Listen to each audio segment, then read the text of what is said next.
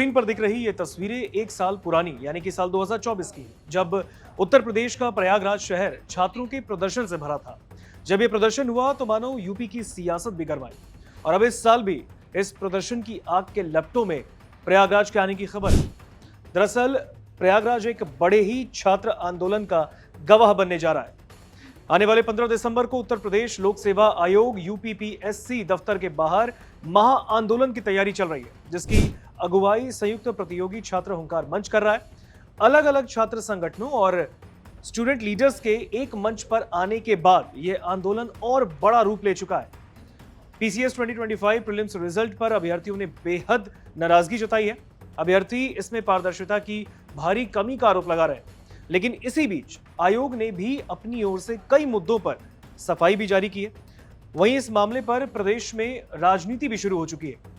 चलिए इस रिपोर्ट में हम आपको बताते हैं कि आखिर यह मामला है क्या और इसे विस्तार से समझते हैं, क्योंकि इससे पहले हमें उत्तर प्रदेश के पूर्व मुख्यमंत्री अखिलेश यादव के एक्स पर किए गए पोस्ट पर भी नजर डालना पड़ेगा, क्योंकि उन्होंने उन छात्रों को समर्थन दे दिया है। सपा अध्यक्ष अखिलेश यादव ने इस महा आंदोलन को समर्थन देने का ऐलान किया है।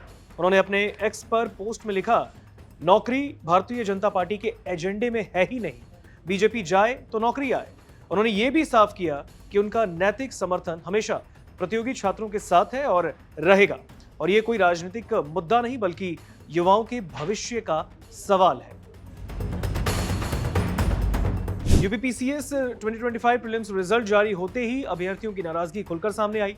1 दिसंबर को रिजल्ट सामने आने के बाद छात्रों ने सोशल मीडिया पर कई गंभीर सवाल उठाते हुए कहा कि इस बार पूरी प्रक्रिया, पूरा प्रोसेस जो था वो पारदर्शी था ही नहीं।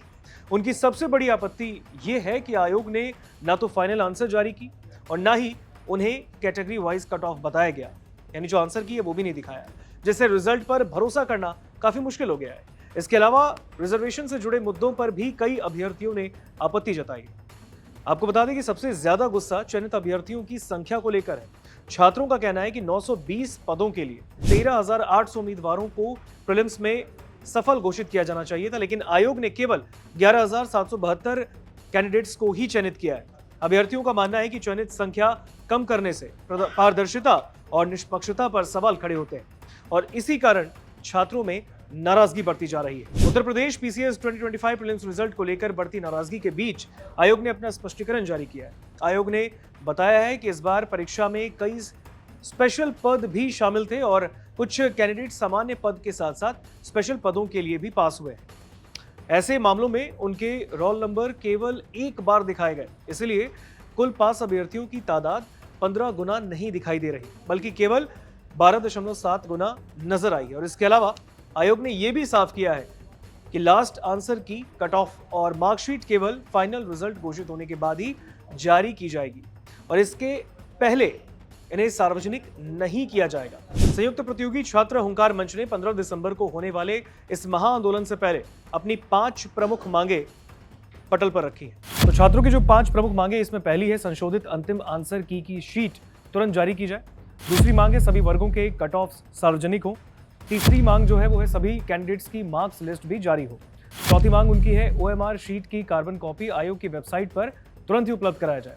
और पांचवी और आखिरी मांग है कि मेंस परीक्षा में पूछे जाने वाले ऑब्जेक्टिव क्वेश्चंस की आंसर की भी जारी की जाए। तो ये 5 प्रमुख मांगे हैं जो कि उन छात्रों ने रखी हैं और छात्र मानते हैं कि इन कदमों से परीक्षा प्रक्रिया जो है वो ज्यादा से ज्यादा पारदर्शी और भरोसेमंद बनेगी, जिससे कि कैंडिडेट्स के बीच के जो जितने भी डाउट्स हैं वो उसके हल हो सकेंगे।